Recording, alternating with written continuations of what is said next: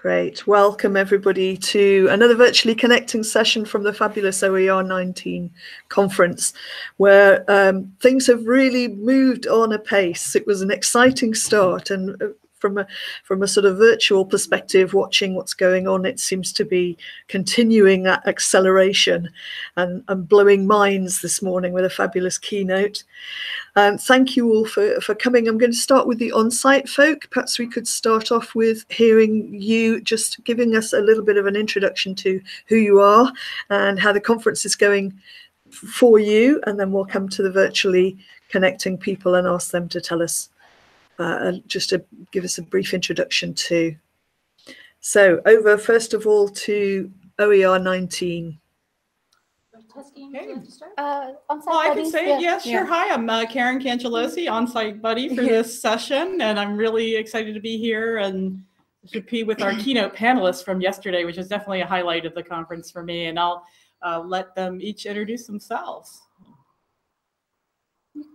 Hello. I'm Caroline Kuhn, and I am a PhD student, and I'm part of this fabulous, really team for the keynote panel.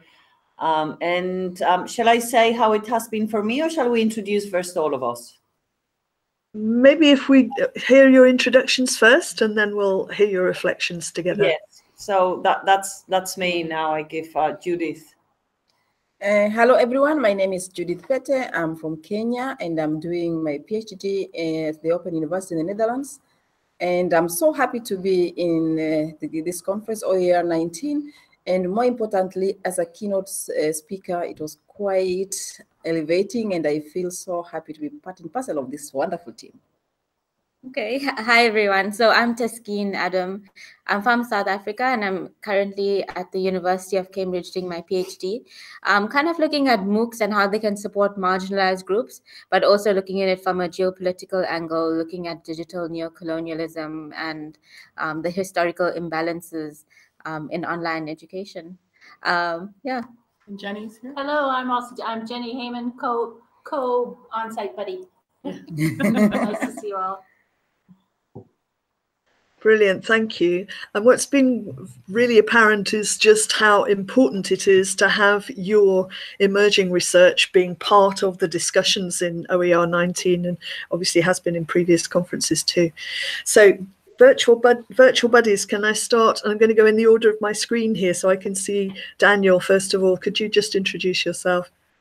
Hello, I'm Daniel from the Disruptive Media Learning Lab in Coventry University. Again, I have Hi, next to me Lauren. Hi, I'm Lauren Hayward. I'm also from Coventry University. Great, thank you. We're geographically not so far separated, really, are we? Brilliant. So UK contingent, Maureen. Hi, I'm Maureen Glynn, and I work at Trent University in Peterborough, Ontario, Canada. Mm-hmm. Right. Jenny? Great, thank you. Orna. Yeah, hi. So I'm Orna Farrell. I work at Dublin City University, just on the other side of OER 19. Unfortunately, I can't go. I'm going to another conference tonight. And I'm curating the FemEdTech Twitter feed this week, which has been really cool. I'm enjoying it. Brilliant, thanks, Orna. I'm hoping we're going to have some folk from DCU actually in the next virtually connecting session. Oh, anyone I know. We're looking out for them. I'm hoping Lisa, Lisa, yeah, we can grab Lisa. No, she's one of my partners in crime, all right. Ah, great. She did some fabulous work with ePortfolios. Me too. Wendy. Hi everyone, I'm Wendy Tallyho from Central Australia. I just finished my Masters with the Open University, UK, and I'm a learning technologist working for Charles Darwin University. So we have quite a few continents represented here. It's certainly an international session. So maybe we could start with the on-site guys, where your research was specifically mentioned in the keynote today, and perhaps you could give us some of your reactions to that discussion, or the impact of that keynote this morning, and the impact generally of being there. Well, shall I start? Yeah, but I was in. It was really for me one of the best keynotes I have ever been. I think that the way in which she brought things together was amazingly, her rhythm, her pace, her topics, the depth of her ideas, but then at the same time, these examples of real life. So I just really felt that it was brilliant. And I was thinking also that the choices of the keynotes have been very well connected. Mm-hmm. And I think that has been backstage work that has been done really with care. I think that has been time devoted to what really, how it is all weaved in this kind of, in the tapestry of OER 19 underlying topic. And I think that for me has been, nothing was unconnected. So I just don't have words for this morning. It was really, really great. And very difficult topics talked in a way that you could talk about them and you could feel the heaviness of it. Nevertheless, you could engage with them. So that was for me one really key thing. So, yeah. Thank you. And just for the purposes of people perhaps watching this who aren't with us at the moment, that keynote is recorded and can be accessed from the OER 19 website. So it really is well worth the listen. And I love the mention you made there of a tapestry, because this is, and the metaphor of a quilt was mentioned yesterday. It's this idea of lots and lots of different people coming together, but out of that is emerging one beautiful collection of ideas that is really going to move open forward. Absolutely.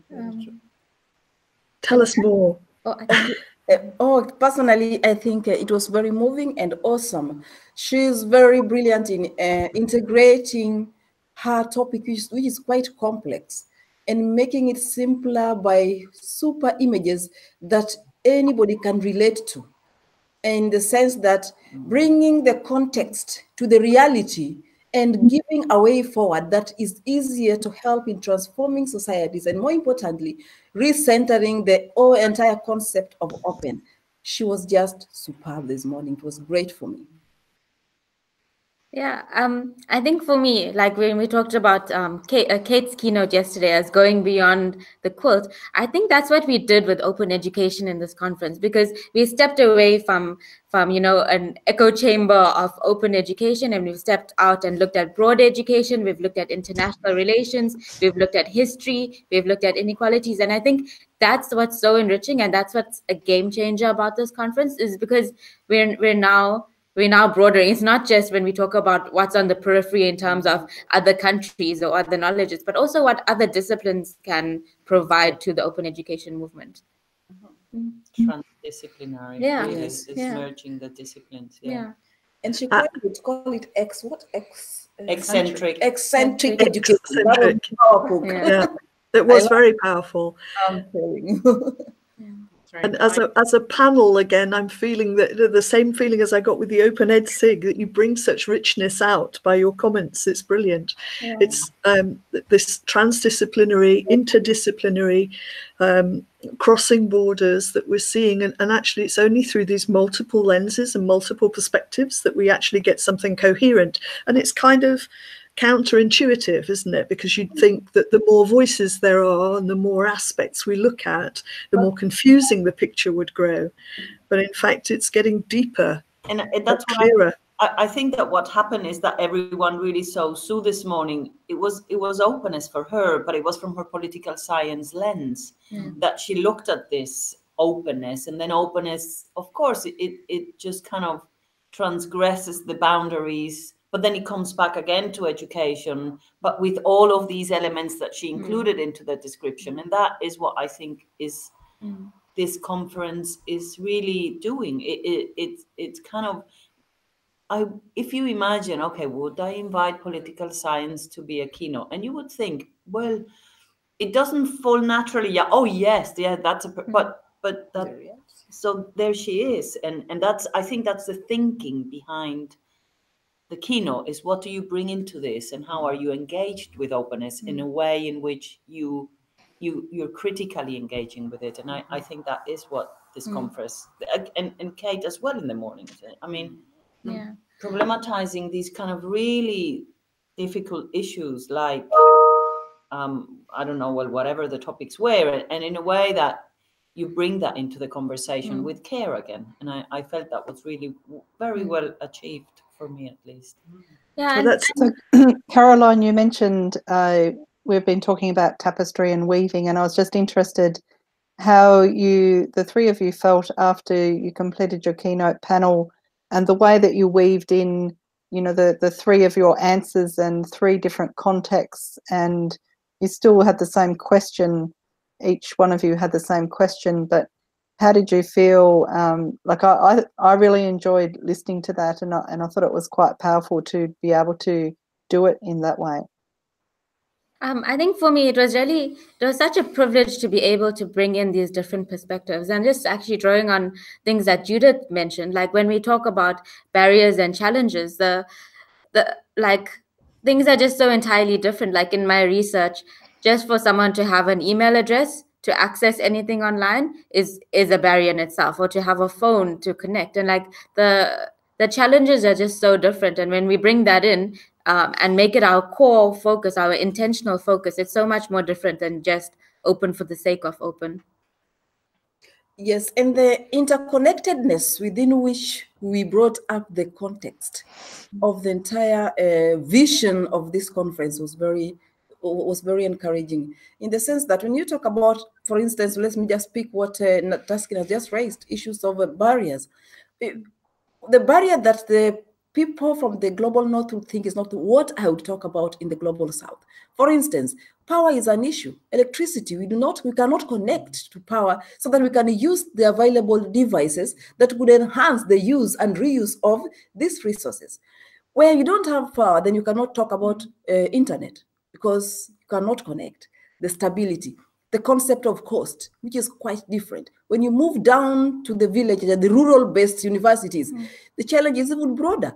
How many textbooks are there in the libraries that students will be able to access within a particular course and within the semester to achieve the requirement of that particular unit? Then we talk about quality education. Then we need to define quality differently, because we cannot compete with those who actually have the proper infrastructure to enhance achievement of that particular quality education. Yeah, and just adding on from what Judith says, when you take these situations, these difficult situations, and you nurture solutions from this, they actually end up being the strongest and the most what do you call it? The type of solutions that will outlast others, because they are embedded with these challenges and these hardships. So, like, if we look at these solutions, they also provide use to the rest of the world. It's not just complaining about the challenges that we're struggling, but actually how we can use these challenges to make much better innovative solutions for the entire globe. Yeah, very true. And when you talk about policies, policy is power, because when you have a policy, then you have a base to start from. Now, if we have policies for solutions, I believe then we are going the right direction. But we just develop policies with the imagination that this could, this might sort. That will not work. We have a problem, then towards solving this particular problem, we come up with a policy which is straight directly to that particular problem. That is the way to go. Yeah. And I think that's part of it, being intentional in what we're trying to achieve. Yeah. The compassion really comes through from everything that I've watched. The willingness as well, and I heard it stated today in the keynote, to not look for blame. But to look to the future. And I think that's very important, because there is a recognition, certainly within the open community, that we need to be more aware of the different challenges, not just the ones we face, but the different challenges that to some extent many of us feel that we're responsible for. So it's really refreshing to have this, let's not focus on unpicking the past, let's put it right. And this lack of focus on, there was a time when everything was perfect. Let's not, let's disabuse ourselves of that notion, which again came out today, I think. So maybe I could just ask you, as you are, moving forward from your PhDs or completing them, what sort of impact can you see this experience of the conference having on you and your next steps? Well, I think one of the things that conferences are great, and this in particular because it's not a massive conference, is the networking you do, is the people you meet, is the people that are interested in what you're saying. I'm not sure about Taskeen and Judith, but sometimes, if I'm really, really honest, I just kind of ask myself, is that really so important what I'm doing? You know, I really sometimes we're so into what we do that I sometimes ask myself, like, wow, is this really so important? And it brings back to me, yes, it is, and it's being here, I guess. That I don't know how to express it, but it's not about my research being important, but it's about seeing how in the world this can be used. It can be inserted. How maybe it's valuable. My voice is the voice of others, or I'm voicing the voice of others more than is my research important. It's just a combination of these things. So I think it brings us like to a position where we acknowledge the value of what we do so when it resounds with people, I'm just kind of saying, wow, did it really resound, had resonance with you? And that for me is what I really want. And that then lifts you up thinking, wow, this work is worth doing. It's a lot of work. It's a lot of work. A PhD is a lot of work. And in a way, I think it is worth doing it because it seems that there are pockets of interest, and that for me is really what I want to do. Well, personally, I think I'll also echo the aspect of them representing the unheard voices from the marginalized communities. Well, such a conference gives me a view that people are out there, people want to listen to the stories, people want to know what is happening in the other part of the world. And then, and it is amazing on how they also want to connect with what probably they did not know. And to myself, also seeing on how things are done differently, irrespective of what we may not have. And this is very great. And as the one more thing I would really echo is that meeting some authors whom I quoted in my work is just a great thing for me. People I never imagine I would meet. I only read about them. I like their ideas. I identify with them all the time. Like when I teach, when I go to various conferences and seminars, then you meet them personally. Such a kind of a conference is really boosting one's morale in terms of research, in terms of, you know, motivating you that what you are doing is really good. It is a nice thing. It is real. I mean, it is valued and it can transform a society. That for me is powerful. Yeah. For me, you know, the concept and research of snowballing. And last year there was this feeling, there was this like I think the fire was ignited in terms of talking about inclusion and the periphery. And in this conference, I think it just exploded like snowballing, you know, like rolling, and it just gets bigger and bigger. And I'm really so excited for the future because we've created such a momentum now that it's just gonna spread like wildfire. And I'm really excited to see how the movement's going to evolve. Yeah. And that's really at the heart of education, isn't it? Lighting a fire. Yeah. I'm wondering if someone over there has some questions, like maybe, you know, I don't know, people sitting there in their computers. Do they want to ask anything? Are they curious of anything? I think we're happy to you know, to give voice to those that are behind the screen. Absolutely. I think I've been checking the chat, but guys, if you do want to grab the mic, I'm going to have to really cut this short because the next session starts very promptly. So if we can try and get any questions to the on-site folk in the next couple of minutes before we have to stop the broadcast, that would be brilliant. I just have I put a comment there in the chat, but also it's just kind of curious. I think there's this ideological element to the openness movement, which I think is kind of refreshing. You don't find that so much in education. And I think the social justice angle as well is very interesting. I'm just curious, why do you think there's this strong sense of purpose or ideology in the open education movement? Well, I think that the openness as such is already a concept that entails reaching out, entails if you open up something, it's because you're interested that people can access that what maybe was closed before. So I think that it is inherently embedded with social justice, I don't know, mindset, or because I believe every one of us is just in different ways, just wanting to reach out to more, I don't know if more different or to people. And I think that is embedded in all of us. And if I think the GoGN, who is a part of the OER, I would say, community, it is about really this connecting with humans, which makes me tick. And what really draws me to this community is the human connection is at the forefront of all what we do at OER and GoGN.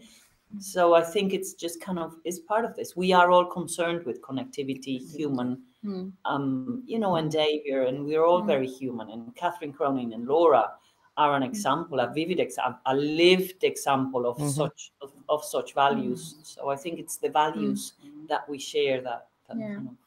Yeah, just in addition to what Carol has echoed, which is very, very practical, is that remember when we talk about the OER, we are breaking traditions.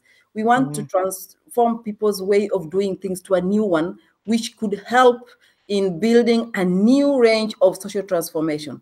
And this requires a lot of, social justice, a lot of understanding, practical examples of equity and equality, issues pertaining cognitive justice.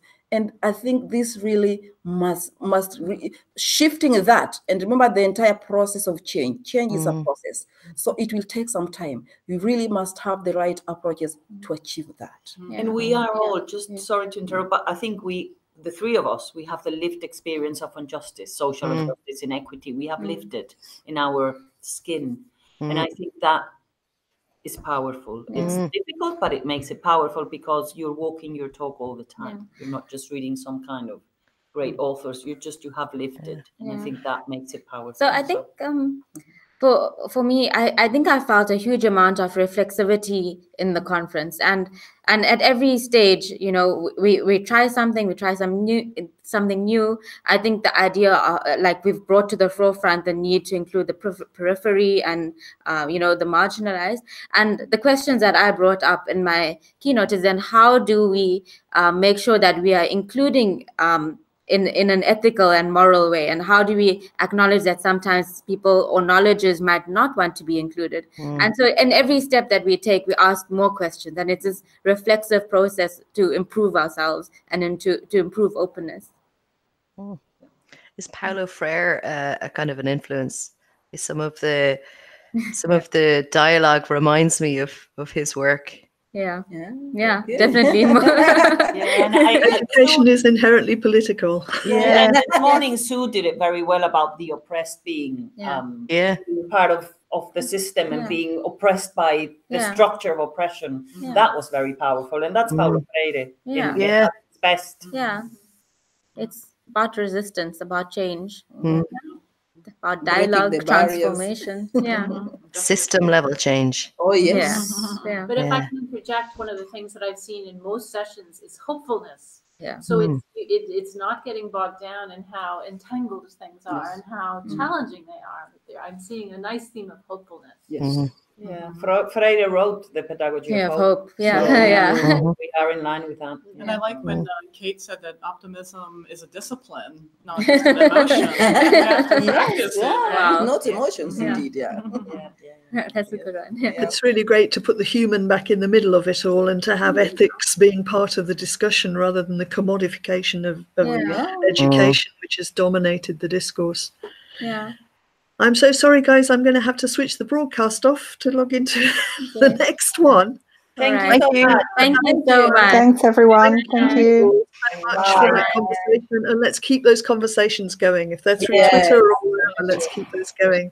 All right. Thank you so much. Bye. Okay, bye.